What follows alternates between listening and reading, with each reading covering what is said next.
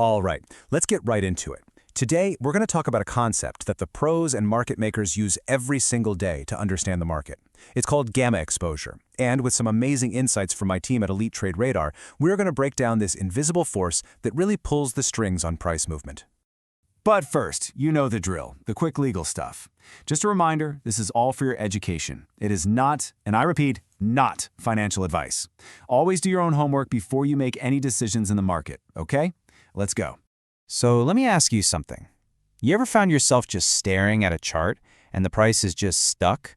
It's bouncing around a single price level for what feels like forever, not really going up, not really going down, and you're sitting there thinking, what is going on? What is this invisible wall? Well, that wasn't random. Not at all. What you were actually seeing was a super powerful force called gamma exposure at work. This is the stuff that institutions are watching like a hawk, while a lot of retail traders, well, they don't even know it exists. So let's dive in and really understand what this thing is. What is this force? And how in the world does it literally pull the market around? Okay, in the simplest terms I can put it, gamma exposure, or GEX for short, it's all about the risk that the big market makers are holding. You see, whenever you buy an option, there's usually a market maker on the other side of that bet. Now, their job isn't to guess where the market's going. Their job is to stay neutral and make money on the bid-ask spread. And to do that, they have to hedge. GEX basically measures how twitchy their hedging gets, and that twitchiness is what moves the entire market. And this leads to what we at Elite Trade Radar call the institutional magnet effect. It's pretty simple, really. Market makers sell you an option. Then, to stay safe, they hedge by buying or selling the actual stock. Gamma is what tells them how much to buy or sell.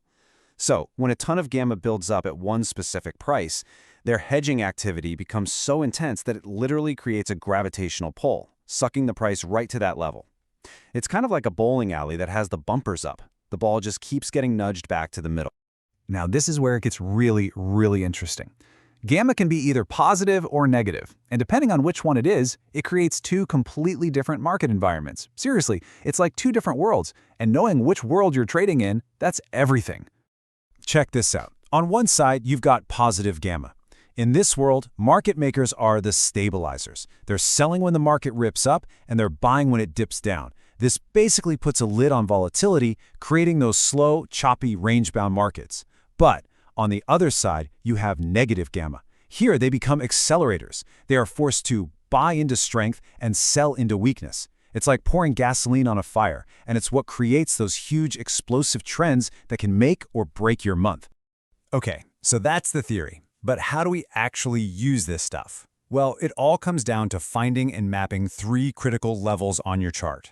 These are the points that really matter. First up, the most important one, the zero gamma level. I want you to think of this as your absolute line in the sand. It's the pivot point. When the market is trading above this level, things are generally calm, stable. But the second we break below it, the game changes. Market makers flip to that negative gamma mode, and you can expect volatility to just explode. Next, we've got the highest positive gamma strike. This is that powerful price magnet we were just talking about. This is the spot on the chart with the most intense dealer hedging, and it's where you'll see the price get absolutely pinned, especially heading into an options expiration day. Price just gets drawn to it. And finally, there's the largest negative gamma strike. This, my friends, is the danger zone.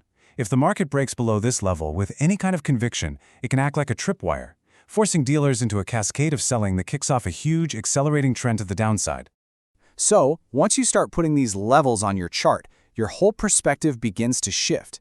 You're not just looking at random price action anymore. You're starting to see the market's underlying structure. You're seeing it like a professional. And this is exactly how they use it. They use GEX to position their trades, getting in where they know dealers are going to be forced to provide liquidity. They use it for risk management. They know before volatility is about to pick up, so they can tighten their stops or reduce size. And maybe most importantly, they identify the regime, so they know whether to play for small bounces or for big trending moves. There's a quote we use at Elite Trade Radar that I think just nails it. This alone will change how you see price movement. And it's so true. You're not just chasing patterns anymore. You're anticipating moves based on the market's hidden plumbing. You are literally seeing the game board from a whole new level. So let's put it all together in a simple 4-step framework you can start using. Step 1.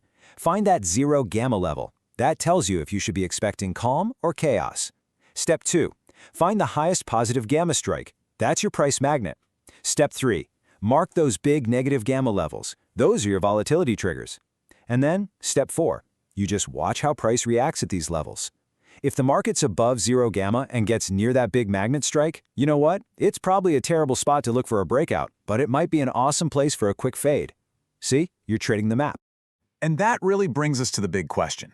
You now see the invisible forces, the dealer hedging, the gamma levels, those price magnets that are always pulling and pushing the market. Now that you can see them, are you really going to trade the same way you did before?